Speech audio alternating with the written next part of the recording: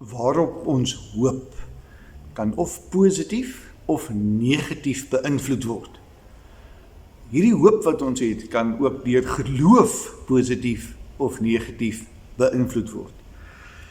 Dit wil sê, as ons glo dat slegte goed met ons gaan gebeur, as ons 'n verwagting het dat die slegte gaan gebeur, dan word dit baie keer ook waar in ons wêreld. Terwyl as ons glo en hoop dat die goeie goed gaan gebeur, dan word dit ook baie keer waar in ons lewe. Ek dink die Engels het so 'n term wat hulle van 'n self-fulfilling prophecy praat, daai verwagting wat eintlik dan uitkom.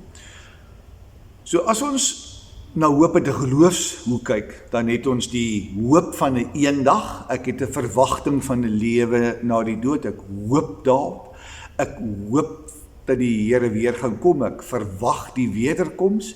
So daar's 'n geloofshoop en verwagting waarna ons vashou. Maar hoop het ook 'n nou betekenis. Ek hoop nou dat dit of dit gaan gebeur. Die hier en nou. En daai hoop is vir my soos om 'n lig in die donker te sien.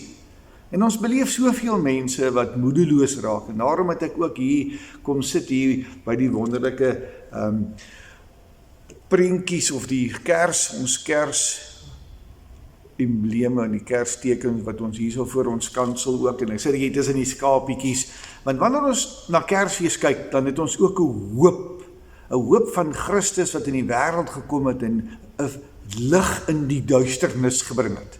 En dis die hoop wat ek vandag ook weer met julle wil deel. Daai wonderlike boodskap. Ons lees daarvan ook in Romeine hoofstuk 12. Ek lees hierso vanaf die 10de vers. Moenie in julle toewyding verslap nie. Bly altyd geesdriftig, dien die Here. Verbly julle in die hoop. Staan vas in verdrukking, volhard in gebed. Verbly julle in die hoop. En mag ons ook in hierdie Kerstyd wat voor ons lê, ons verbly in die hoop. Want dis die hoop in geloof van Christus wat 'n verskil kom maak. En daarom bring dit ook blydskap. Hierdie verbly in die hoop is daai positiewe hoop en glo en vashou. En mag ons ook so lig in die duisternis wees. Mag die lig van Christus ook vandag lig in julle lewe bring. Maak nie saak hoe donker dit is nie. Die diepste, swaarste, donkerste donker kan nie die dofste kersie se liggie uitdoof nie.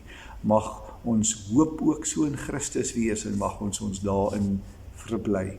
Kom ons bid saam. Wonderlike Hemelvader, baie dankie dat ons hoop het, dat ons daarin kan vashou, maar mag ons hoop ook soos 'n lig in ons lewe skyn en ons energie kan gee, mag ons daarin verbly.